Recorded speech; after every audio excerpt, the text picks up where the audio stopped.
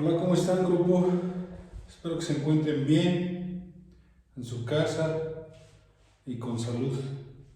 Voy a hacer este video referente a la fundición en bronce. Quiero explicarles un poco los procesos, cómo se puede ejemplificar a través de algunas gráficas, unos dibujos que espero que lo hagan un poquito más amigable para ustedes y lo puedan digerir mejor, porque me han preguntado mucho sobre el proceso entre el molde, la fundición y el modelado. Entonces voy a tratar de ser breve y voy a tratar de ser muy puntual en las cosas que les pueden ser útiles. Entonces lo primero es entender que tenemos un modelado de cualquier material. Puede ser de yeso, puede ser de cemento, puede ser de plastilina, puede ser de cerámica horneada. Entonces, tú una vez que tienes tu escultura fabricada, vas a empezar a hacer un proceso de la fabricación del molde. El molde es una parte fundamental para llegar al proceso del bronce, porque cuando tú tienes un molde de silicón, el molde de silicón permite vaciar materiales en el interior, y esos materiales, entre ellos el que más destaca es la cera, y es de lo que vamos a hablar. Entonces aquí hay un dato importante, que es el primer dato para después irme hacia las gráficas. El dato importante es que cuando tú fabricas un molde de silicón, entendamos que es una bóveda que tiene la forma, de manera negativa, la forma de tu pieza. Esta pieza puede ser, repito, cualquier forma, figura humana, lo que tú quieras, figura animal. Entonces, el molde está hueco. Cuando tú calientas la cera, es una cera especial que se fabrica para la fundición. La calientas en un pocillo, en un crisol de metal, bueno, en un traste de metal. Calientas la cera y la viertes dentro de tu molde. El molde se puede rellenar y después lo vas a empezar a girar, el famoso rotomoldeo, y estos giros van a ir haciendo que la cera caliente vaya embarrándose en la pared y se vaya secando.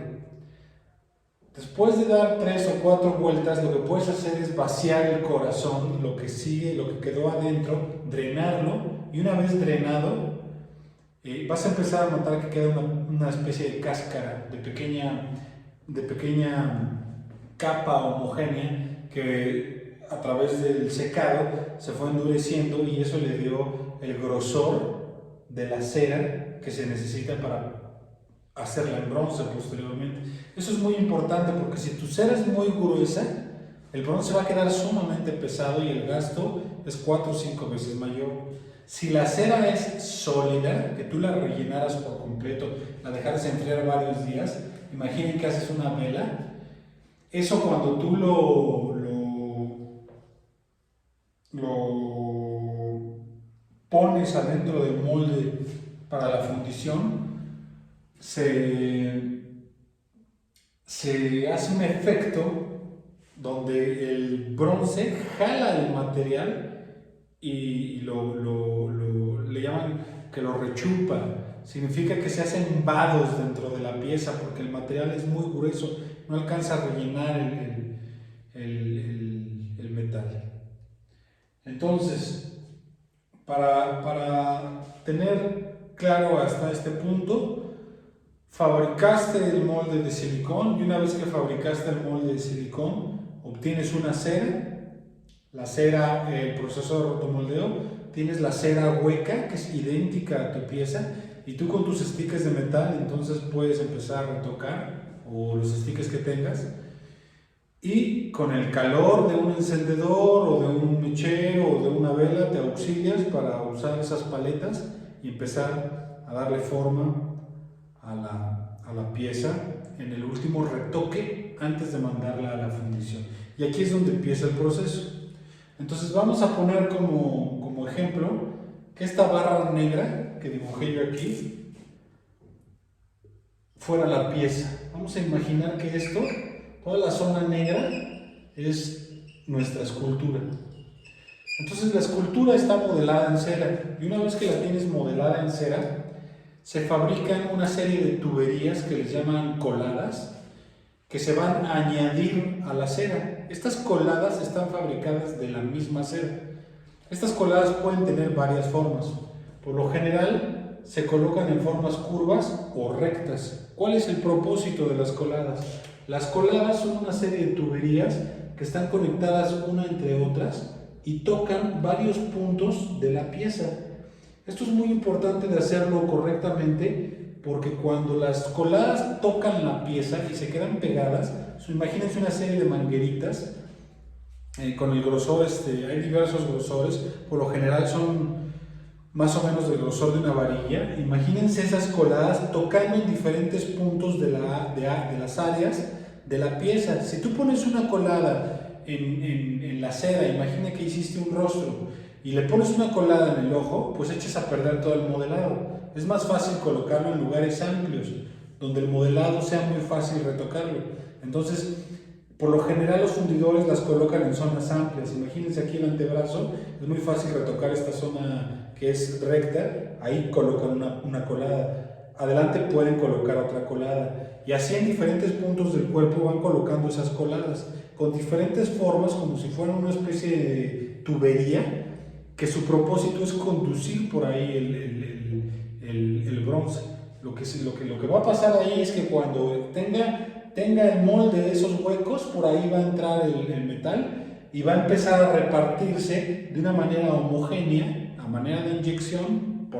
Por poner un ejemplo, va a entrar el bronce y va a rellenar todas esas tuberías, y esas tuberías van a empezar a llegar a la zona de donde está la pieza. Voy a explicarlo un poco más despacio y espero que lo vayan entendiendo conforme lo vayamos desmembrando, ¿no? Entonces, tienes tu cera, y una vez que tienes la cera, se le pegan esta serie de tuberías que se llaman coladas, que también son de cera. Ya que tienes esa estructura armada, que es completamente de cera y es hueca, la pieza hay que hacerle una perforación. Tú escoges un sitio en la pieza y le haces un agujero. Lo mismo, el agujero debe estar preparado para que no dañe ninguna parte del modelado, y lo que vas a hacer es rellenarlo con lo que le llaman el picadizo. Esta parte es muy importante, es una mezcla de yeso con una arena especial. Esa arena se mete dentro de la cera y se rellena por completo. Esa parte se le llama corazón, el corazón. Entonces hay que ponerle una mezcla de arena con yeso a la cera para que tenga un corazón. Una vez que tienes la cera rellena con el corazón y con todas las tuberías puestas, se toman unos clavos o unos alambres y se ponen en ciertas zonas de la cera para que tengan un anclaje entre el corazón y la cera. Por ejemplo, aquí imaginen que estos son clavos y yo los estoy colocando en varias partes de la pieza, de tal modo que atraviesan la pared de la cera y la mitad del clavo queda afuera y la mitad del clavo queda adentro, tocando el corazón, el relleno que pusimos de arena. Posteriormente a esto se hace un piso de arena. Eso es muy importante porque el bronce, cuando está caliente, cuando el bronce está hirviendo a una temperatura muy alta, si se cae en un piso de cerámica, en un piso muy terso, en un piso de cemento, corre muy fácil y eso te llega a los pies y te los deshace. Entonces, una manera en la que tú estás protegido es que la arena, al ser porosa y ser esta materia que absorbe, cuando cae el bronce se queda anclado y no puede correr. Ese piso es de protección para la gente que trabaja con las fundiciones. Bien, se hace un piso de arena, y ese piso de arena que está aquí preparado para contener cualquier accidente está dándole soporte a tu escultura. Aquí voy a dejar este tema y voy a hacer un paréntesis para hablar del crisol. El crisol es un envase de cerámica que está hecho con una cerámica con una temperatura, alta temperatura, que resiste mucho calor. Entonces, este crisol trabaja con 3 partes de equipo. La primera es el fuego. El fuego viene de parte de una combustión, un fuelle que está alimentado por gas, generalmente, o diésel, y está conectado a un quemador. Entonces hay un quemador aquí, y el quemador es lo que hace es alimentar la llama, ¿no? Y es el que va proporcionando el fuego. Y el fuego va derritiendo a su vez el metal que está adentro. Aquí adentro está el bronce. El bronce se está derritiendo ahí. Y todo el tiempo la cerámica del crisol está recibiendo el calor. Entonces, una vez que derretiste todo el metal que tienes aquí adentro, entran unas pinzas que le llaman maneral, que tiene forma de media caña, y te permiten, hay una de este lado y hay otra de este lado, ¿no? Que te permiten sacar y cargar el crisol a una distancia considerable porque está muy caliente. Si tú te acercas a menos de 10, 15 centímetros, 30 centímetros, es insoportable el calor. No puedes estar más cerca que 3 metros, 2 metros tal vez, porque es verdaderamente un calor insoportable y es muy peligroso. Entonces, estas pinzas lo que te permiten es cargar el crisol para después dirigirlo hacia donde está el molde. Regreso al molde este paréntesis es importante porque tiene que ver con toda la técnica. Ahora voy a tratar de explicar cómo se hace el último proceso. El último proceso se hace una vez que tienes todo esto. Dijimos que tenemos la cera con las coladas, con la pieza, con el corazón, con los clavos, con el piso de arena. Se hace una contención. Esta contención, que por lo general puede ser un tambo, se pone el tambo arriba, vacío, hueco, adentro está la pieza, la cera, o una lámina enrollada también, apretada con buenos alambres.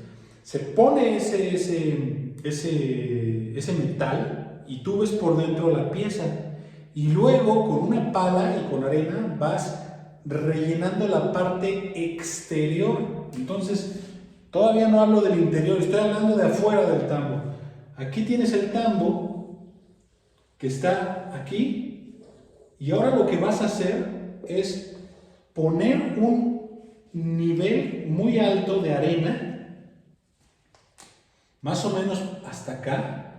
O sea, prácticamente estás a la altura de tu pieza total. Vamos a suponer que tu pieza mide 1,5 metros. Bueno, pues a 1,5 metros haces toda una contención por fuera del barril de arena. Porque si se revienta el tambo y se revienta el molde, va a salir el metal y entonces allí va a haber un problema porque se va a agrietar. Bueno, se va a agrietar, se va a desparramar el metal. Entonces lo que te va a ayudar a que no haya problemas es toda esta contención de arena. Esta contención de arena está hecha para que si se derrama no haya problemas. Ya que hiciste eso, entonces sí, preparas un poco de arena, una arena especial con el yeso, se hace un preparado en una proporción también especial y se vierte de manera líquida adentro del tambo. Y toda la pieza va siendo rellenada, va siendo sumergida. Ahí tienes que ser cuidadoso porque no se te pueden hacer bolsas de aire. Entonces, con un palito, con un movimiento de la cera un poco, con muchísimo cuidado, vas rellenando todo el contenedor del yeso con la arena y dejas sumergida la cera, excepto la colada principal, que es esta que está acá arriba.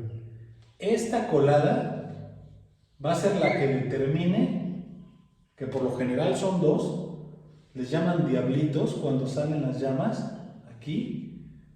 Esta colada es la única que tú vas a estar vigilando en el momento de quemar. Entonces, ya que subiste todo el nivel de la arena, ya que subiste todo el nivel del yeso líquido, lo vas a dejar fraguar.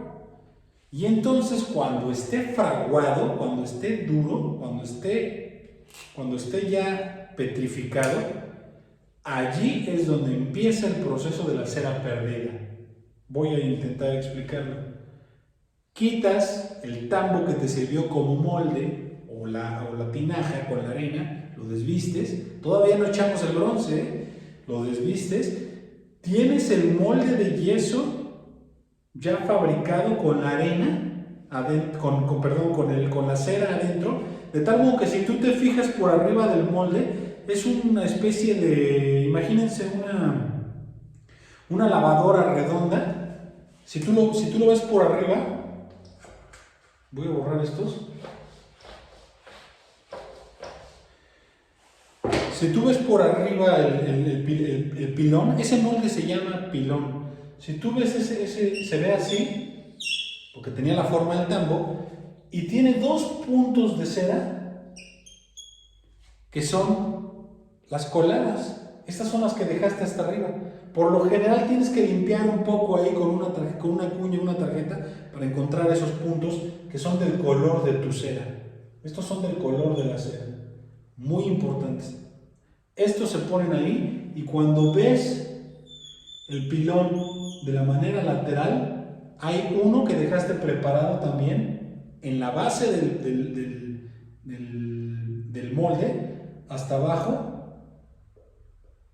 Muy importante también, una colada, aquí también está discretamente puesta. Puedes tener varias, claro, ¿no? Imagínense en la base, que están conectadas también desde abajo. Esas tuberías están conectadas con la parte de lo que conforma toda la cera y tu pieza. Entonces, tomas ese pilón y construyes un horno de ladrillos. Y lo envuelves con tu horno de ladrillos.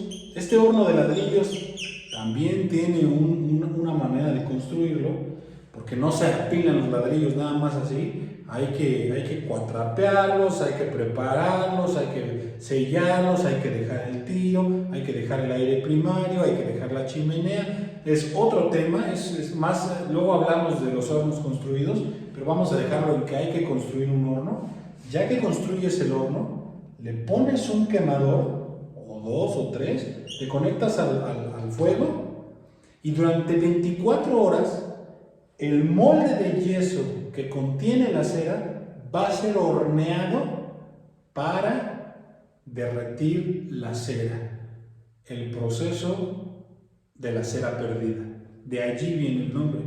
Cuando tú calientas ese molde, va a haber un punto donde vas a empezar a ver en la tierra, en la arena, un charquito de la cera. Se pierde completamente la cera. La sacas, la extraes del molde de yeso. Y te queda, ¿qué es lo que te queda? Te queda el hueco de tu pieza. Pero, si recuerdan, pusimos unos clavos y el famoso corazón. Voy a tratar de dibujarlo para que lo tengan claro. Soy pésimo para el dibujo, pero voy a tratar de explicarlo. Este es la pieza. Y los clavos entraron así y estaban sosteniendo la pieza. Pero el corazón estaba aquí adentro, que era lo que rellenamos. Esta parte negra de aquí es nuestro corazón. Cuando nosotros derretimos, cuando nosotros metemos el calor en el horno, lo que queda es nuestro corazón flotando, sostenido por los clavos que pusimos, y luego el molde de yeso. Lo que significa que el vacío que se encuentra aquí, por donde están los clavos, es la forma de nuestra pieza. Ese vacío es donde va a entrar el bronce. ¿Sí soy claro? Espero ser claro, porque es algo que hay que tenerlo muy claro. Lo voy a ejemplificar nuevamente. La pieza de cera rellena con la arena sílica es hueca. Cuando tú la horneas adentro del molde que acabamos de hablar, se derrite la cera y solo queda el relleno suspendido con los clavos que colocaste. Por eso fueron muy importantes los clavos, porque los clavos están agarrados de la parte exterior del molde, luego la forma de la pieza, que era donde estaba la cera, y luego la parte interior llamada corazón. Ya que horneaste durante 24 horas promedio el horno, entonces apagas, enfrías y al día siguiente destapas el molde y encuentras el pilón seco y sin cera. Y allí viene el crisol. Entonces, preparas tu crisol y una vez que tienes el crisol con el material derretido y tú preparado, eso a lo mejor después vemos si entramos a la fundición y hacemos un video o vamos como grupo para que lo veamos. Vacías el metal caliente dentro del crisol, dentro del molde, entra el bronce y ocupa todo el lugar que tenía la cera. Y hasta ese punto, después vuelves a esperar un par de días, enfría el molde y te encuentras el pilón relleno de bronce. ¿Se acuerdan que habíamos hablado de que había unas coladas aquí en la parte alta? Bueno, pues una es para que tú vacíes, esta de aquí es para que cuando entre, tú solo vas a vaciar por una. Y entonces lo que hace es entrar el bronce, empieza a buscar todas las tuberías y se empieza a repartir. Y esa tubería, una conduce a la cabeza, otra al pecho, otra a la pelvis, otra a la rodilla, otra a las piernas. Y entre todas van rellenando la pieza. Cuando la pieza por fin se rellena y el nivel empieza a subir, todo esto con el bronce líquido, se desparrama por esta otra. Cuando tú ves que ya sale por esta otra, dices, mi pieza ya llenó. Si tu vaciado no hace que ese efecto suceda, que de pronto se queda tapado y no ves que sale el bronce, algo pasó. Está tapado ahí adentro y el bronce no está haciendo un buen recorrido. Estos son muy importantes. Hay que tener práctica, mucha práctica para hacer esto. Aparte, yo lo he hecho y la verdad el calor es tremendo, es muy difícil. Y por lo general hay uno que de los fundidores trabajan 3 o 4, pero solo hay uno que es el vaciador. Entonces el crisol es una cosa enorme porque funden piezas varias, tienen preparados varios moldes. Entonces cuando van pasando con el crisol es una cosa enorme que hay que cargar entre 3, pero uno tiene el maneral. El maneral es el que tú puedes voltear y entonces en el momento que tú volteas, el metal, sale el chorro del metal y hay que atinarle a un hoyo de este pelo con el metal. Entonces es un chorreadero. Si no lo haces bien, cae el metal y se desparrama, se enfría y te tapa la entrada y ya no pudiste seguir vaciando. Hay que tener buen ojo y buen cálculo, mucha práctica. Bien, entonces me quedé en que tenemos el pilón con el bronce, con la forma de la cera. Con un mazo rompes el pilón y empiezas a quitar todo el yeso que está metido entre toda la tubería y todas las piezas. Ese es un proceso minucioso. Hay que usar limatones, hay que usar varillas, hay que usar cinceles. Hasta el final puedes meter una Cracher para limpiar un poco. Y luego todavía hay que sacar el que está dentro, el famoso corazón. Entonces tú vas a ver tu cera con todas esas tuberías, pero ya hecha de bronce. Y entonces con un disco de corte tienes que quitar todas las coladas, todas las tuberías que ahora son de bronce, porque ese material lo vas a recuperar para otras piezas. Una vez que limpiaste todas esas tuberías, empiezas con la lima a quitarle toda la rebaba que tiene el bronce. El bronce es color oro, entonces la pieza se ve dorada, y no se parece en nada a lo que esculpiste. Hay muchísimo trabajo posterior después de esculpirlo. El famoso cincelado y el retoque. Los fundidores lo hacen lo más preciso posible para que tu pieza no sufra daños. Entonces a veces tú dices, ay, es que maestro no quedó bien, hay que volverlo a hacer. Porque lo ideal es que el escultor esté presente en todos los momentos, desde el retoque de la cera, desde el vaciado, desde la fundición, desde el cincelado, desde la pátina, que es el color del bronce. Entonces es un proceso muy largo que para un escultor pues a veces es imposible porque reparte el trabajo, ¿no? Entonces siempre en esa materia el equipo es muy importante. Un fundidor muy bueno, un escultor muy bueno, obtienes una escultura muy buena. Un escultor muy bueno, un fundidor muy malo, valió madres. Un escultor muy malo, un fundidor muy malo, un escultor muy bueno, igual. O sea, la alianza es importante, ¿no? Tú puedes tener una escultura que no sea tan buena y el fundidor es muy bueno y le pone una pátina y sube muchísimo la pieza. Dices, wow, se ve increíble, ¿no? Y no fue esculpida con un virtuosismo tremendo. Entonces, la conjunción del equipo es importante. Que tú hagas un buen trabajo, que la pieza esté bien hecha y luego que el fundidor haga lo mismo, ¿no? Entonces, ya que pasaste por ese proceso, quitaste las coladas, metiste las limas para quitar todas las rebabas que tiene el bronce, la lijaste, utilizaste tu mototool con las puntas de diamante para ir quitando todas las rebabas y que si habías hecho una uña, un ojo, los retoques, hay que usar la soldadura. La planta de bronce, ¿se acuerdan que le hicimos un hoyo a la pieza para meter el colado? Ese hoyo falta, sigue abierto.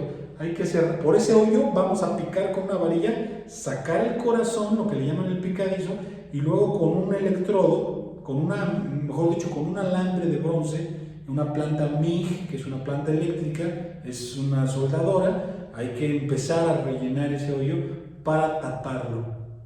Por lo general es una soldadura de cobre y se ve pues rojiza, ¿no? Y al final cuando le pones el color ya no se ve, pero cuando lo tienes sin color, sin tu pátina, ves que el dorado contrasta con esos hoyitos, con esos puntitos. Cuando tú pides una pieza, a lo mejor les ha pasado que piden una pieza para patinarla a ustedes, se ve la pieza dorada y de pronto hay algunas partes donde se ve color rojizo. Ese es el cobre con el que taparon todos los hoyitos de los clavos y todos los hoyos por donde metieron y sacaron el picadizo. Pues esos hoyitos, si tu pieza tenía textura, hay que volvérsela a hacer con una cegueta, con una herramienta que ataque el metal. Bien, pues hasta allí más o menos el proceso de la cera perdida y el bronce. Es un proceso largo, es un proceso tedioso, es un proceso pues espectacular porque el resultado es increíble. A mí me parece, sobre todo ustedes piensen que este proceso es un proceso egipcio, es fenicio, imagínense, no ha cambiado en nada. Bueno, sí ha cambiado un poco, pero en las bases, en lo principal, que es derretir y vaciar, es idéntico. Entonces, es un proceso muy, muy bello, pero conocerlo es importante porque ustedes como escultores, o nosotros